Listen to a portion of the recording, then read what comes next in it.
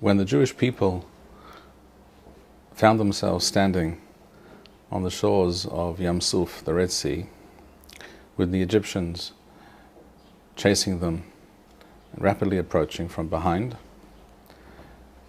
they cried out to Hashem, and God, as we know, caused the waters to divide, and the Jews crossed through the sea on dry land and were saved from the Egyptians, who were subsequently drowned. As a result of this great salvation, we find in the Torah, in the book of Shemot, Exodus, it says, Az Yashir Moshe Uvnei Yisrael et Hashira Azot Ladonai. Upon this occurrence, Moshe and the Jewish people sang a song of praise to Hashem.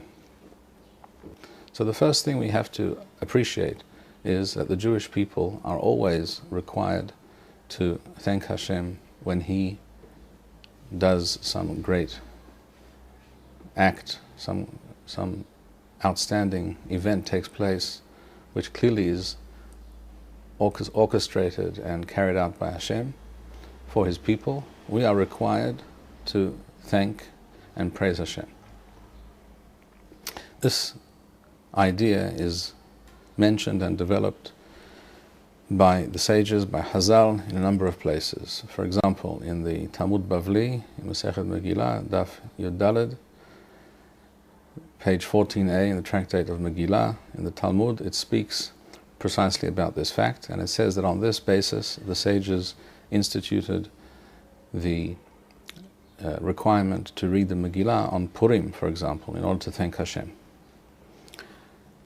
Furthermore, it states in Tractate Pesachim 117a that the prophets and the sages after them enacted the recitation of Hallel, which are certain chapters from the book of Psalms, the book of Tehillim.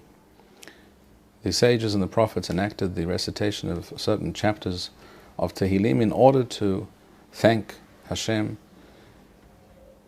for such occurrences. And the example that is given there by Rashi in his commentary on the Talmud is, Rashi says, Kigon Hanukkah, such as Hanukkah. In other words, Hanukkah is not a one-time event. The redemption of the Jewish people from their enemies, the time of the Maccabees, over 2,000 years ago, was not a one-time event. The fact that we say Hallel for 8 days in commemoration of those events, and to thank Hashem for that redemption and that national salvation and that victory over our enemies, that is something from which we are supposed to learn. That's why Rashi says, Kigon Hanukkah, such as Hanukkah. Just as we did this at the time of Hanukkah, so we are required to do at the present time. The Hatam Sofer, a well-known and illustrious halachic authority of approximately 200 years ago, writes in two halachic responsa that the requirement to thank Hashem in such situations is a Torah obligation. It is a miswah min ha-Torah. So it is clear, without a doubt, that when the Jewish people found themselves in danger, not just of losing their land and their control over their own existence and their possibility of self-government and independence here in the land of Israel in 1948, but in fact were facing annihilation at the hands of the Arabs, who, without a doubt, had they been victorious, would have annihilated the Jewish population of the land of Israel.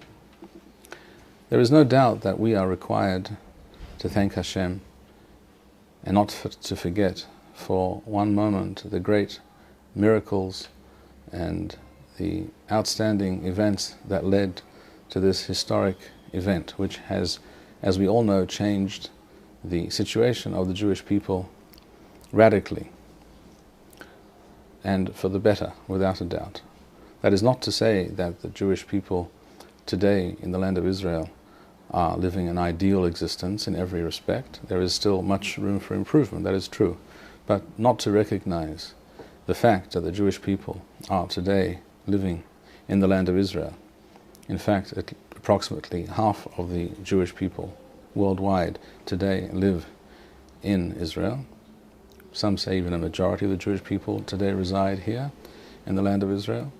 Not to recognize this fact, and not only that are we here, we are also living as an independent sovereign nation for the first time in over 2,000 years. This historical watershed event cannot be overlooked by anyone who believes that it is God, the God of Israel, who directs the events of history. Thank you, Rabbi Bar-Hayim. We would like to encourage our viewers to share these videos with friends and send in your responses. We would also like to suggest the following opportunity to our viewers.